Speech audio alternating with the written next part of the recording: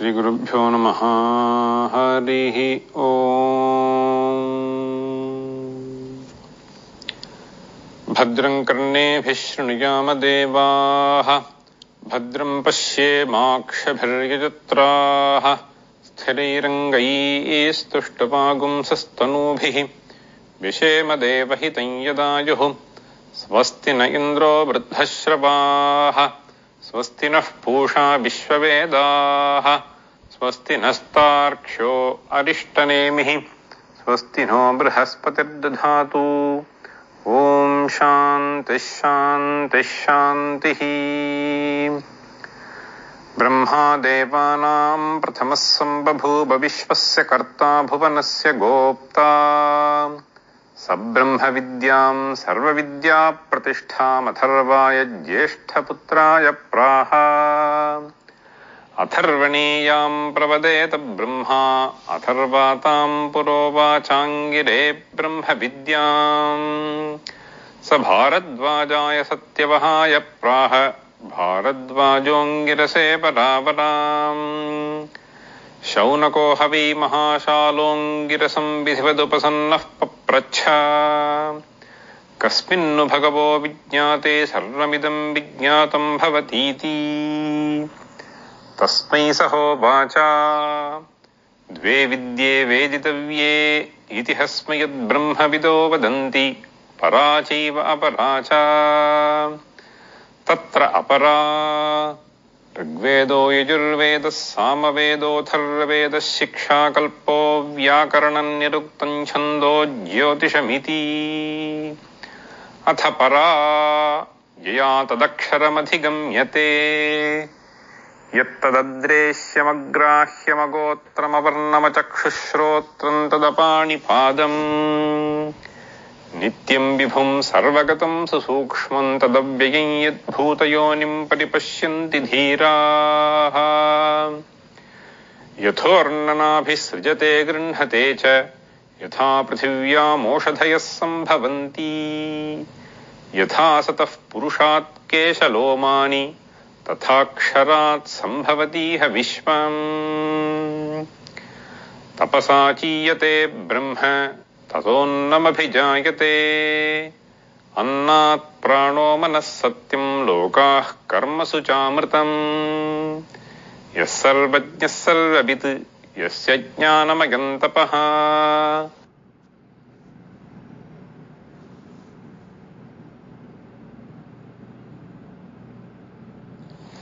तदेतत् सत्यम् मन्त्रेषु कर्माणि कवयो यान्यपश्यन्, तानि त्रेतायां बहुधा सन्ततानि।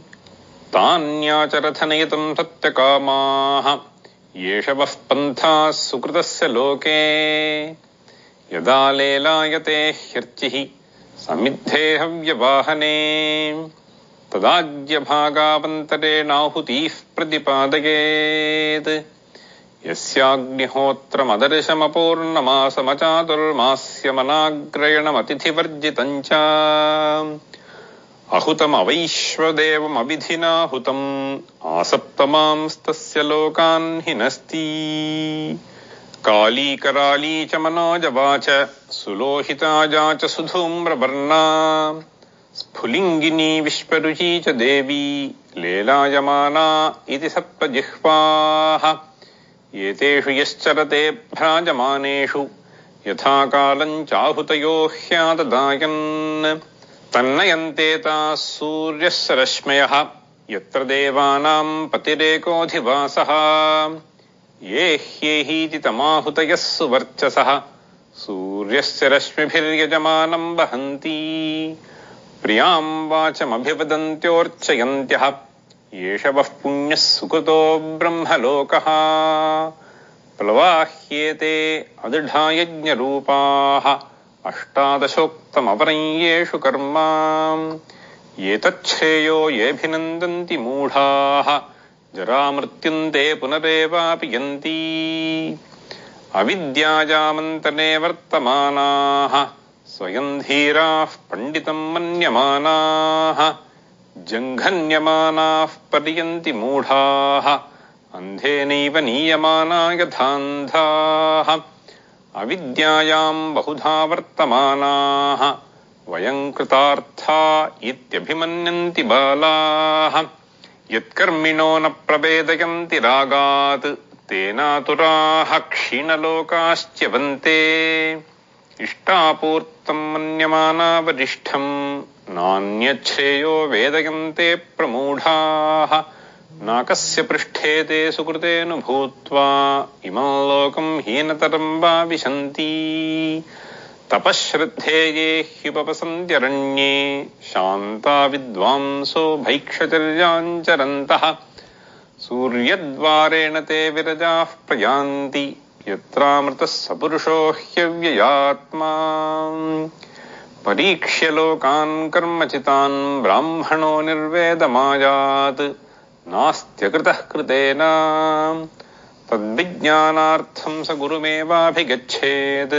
समित्पाणिः श्रोत्रियं ब्रह्मनिष्ठम् तस्मै स विद्वानुपसन्नाय सम्यक् प्रशान्तचित्ताय शमान्विताय येनाक्षरं पुरुषं वेद सत्यं प्रोवाचतां तत्त्वतो ब्रह्मविद्याम्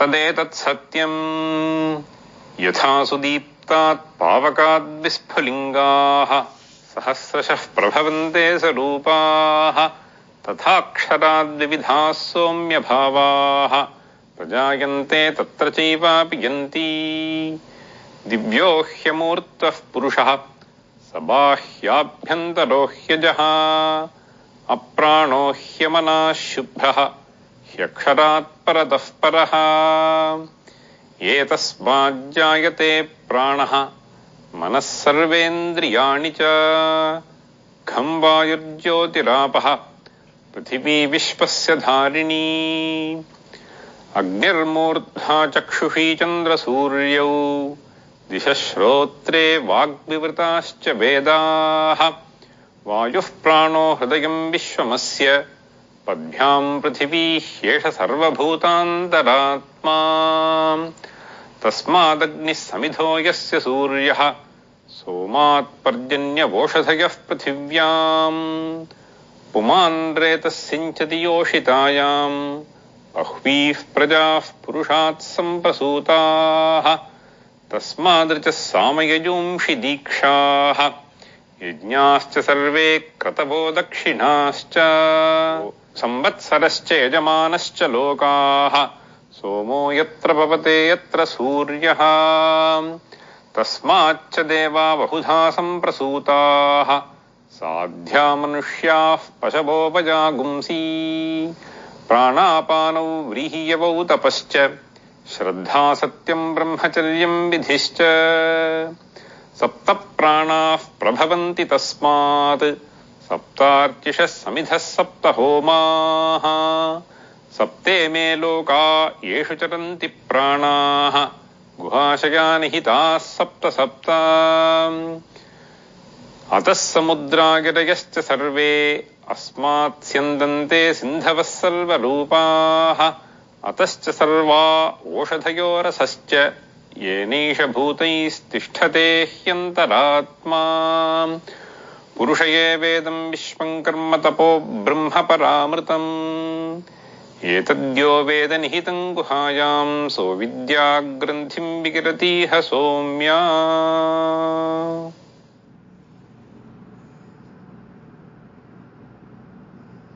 आविस्सन्निहितं गुहाचरन्नाम महत्पदमत्रैतत्समर्पितम् ये जत्प्राणन्निमिषच्च यदेतज्जानथ सदसद्वरेण्यं परं विज्ञानाद्यद्वरिष्ठं प्रजानाम् यदर्चिमद्यदणुभ्योऽणु च यस्मिल्लोका निहिता लोकिनश्च तदेतदक्षरं ब्रह्म सप्राणस्तदुवाङ्मनः तदेतत् सत्यं तदमृतं तद्वेद्धव्यं सौम्य विद्धि धनुर्गृहीत्वा औपनिषदं महास्त्रं शरं ह्युपासानिशितं सन्दधीता आयम्य तद्भावगतेन चेतसा लक्ष्यं तदेवाक्षरं सौम्य विद्धि प्रणबोधनुशरो ह्यात्मा ब्रह्मतल्लक्ष्यमुच्यते अप्रमत्तेन वेद्धव्यं शरवत्तन्मयो भवेत् यस्मिन् द्यौः पृथिवी चान्तरिक्षमोतं मनः सह प्राणैश्च सर्वैः तमेवैकं जानथ आत्मानम् अन्या वाचो विमुञ्चथा अमृतस्यैष सेतुः अरा इव रथनाभौ संहता यत्र नाड्यः स एषोऽन्तश्चरते बहुधा जायमानः ओमित्येवं ध्यायथ आत्मानं स्वस्तिपः पाराय तमसः परस्तात् यः सर्वज्ञः सर्ववित् यस्यैष महिमा भुवि दिव्ये ब्रह्मपुरे ह्येष व्योमन्यात्मा प्रतिष्ठितः मनोमयः प्राणशरीरनेता प्रतिष्ठितोऽन्ये हृदयं सन्निधाय तद्विज्ञानेन परिपश्यन्ति धीराः आनन्दरूपमृतं यद्विभाति भिद्यते हृदयग्रन्थिः छिद्यन्ते सर्वसंशयाः क्षीयन्ते चास्य कर्माणि तस्मिन् दृष्टे परावरे हिरण्मये परे कोशे विरजं ब्रह्म निष्कलम् तच्छुभ्रं ज्योतिषां ज्योतिः तद्यदात्मविदो विदुः न तत्र सूर्यो भाति न चन्द्रतारकं नेमा विद्युतो भान्ति कुतोऽयमग्निः तमेव भान्तमनुभाति सर्वं तस्य भासा सर्वमिदं विभाति ब्रह्मैवेदमृतं पुरस्ताद् ब्रह्म पश्चात् ब्रह्म दक्षिणतश्चोत्तरेण अधश्चोर्ध्वं च प्रसृतं ब्रह्मैवेदं विश्वमिदं वरिष्ठम्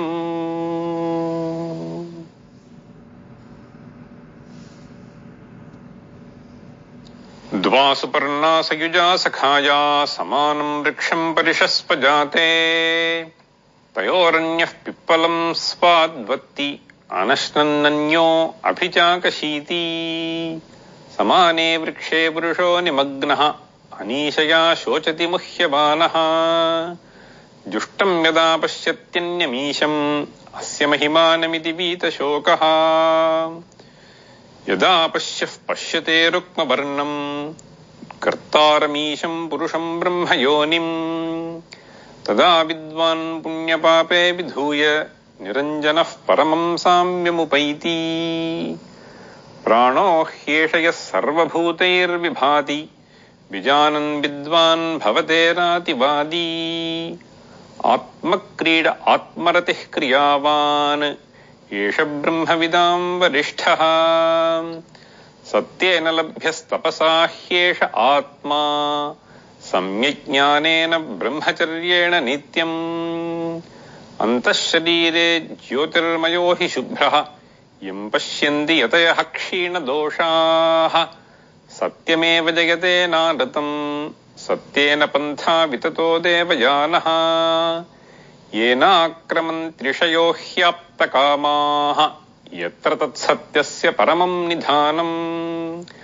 बृहच्च तद्दिव्यमचिन्त्य रूपं सूक्ष्माच्च तत्सूक्ष्मतरं विभाति दूरात् सुदूरे तदिहान्तिके च पश्यत्स्विहैव निहितं गुहायाम् न चक्षुषा गृह्यते नापि वाचा नान्यैर्देवैस्तपसा कर्मणा वा ज्ञानप्रसादेन विशुद्धसत्त्वः ततस्तुतं पश्यते निष्कलं ध्यायमानः येषोऽनुरात्मा चेतसा वेदितव्यः यस्मिन् प्राणः पञ्चधा संविवेश प्राणैश्चित्तं सर्वमोतं प्रजानां यस्मिन् विशुद्धे विभवत्येष आत्मा यं यं लोकं मनसा संविभाति विशुद्धसत्त्वः कामयते यांश्च कामान् तं तं लोकं जयते तांश्च कामान्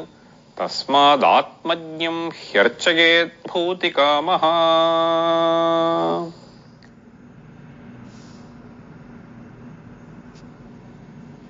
स वेदैतत् परमं ब्रह्मधाम यत्र विश्वं निहितं भाति शुभ्रम् उपासते पुरुषं ये ह्यकामाः ते शुक्रमे तदतिपत्तन्ति धीराः కామాన్యః కామయతే మన్యమానః సకామభిర్జాయతే తత్ర తత్ర పర్యాప్తకామస్య కృతాత్మనస్తు ఇహైవ సర్వే ప్రవిలీయంతి కామాః నాయమాత్మా ప్రవచనేన లభ్యః న మేధయా న బహునా శ్రుతేన యమేవైష వృణుతే తేన లభ్యః తస్యైష ఆత్మా వివృణుతే తనూం స్వాం నాయమాత్మా బలహీనేన లభ్యః న చ ప్రమాదాత్ తపసోవాప్యలింగాత్ ఏతైరుపాయైర్యతతే యస్తు విద్వాన్ తస్యైష ఆత్మా విశతే బ్రహ్మధామ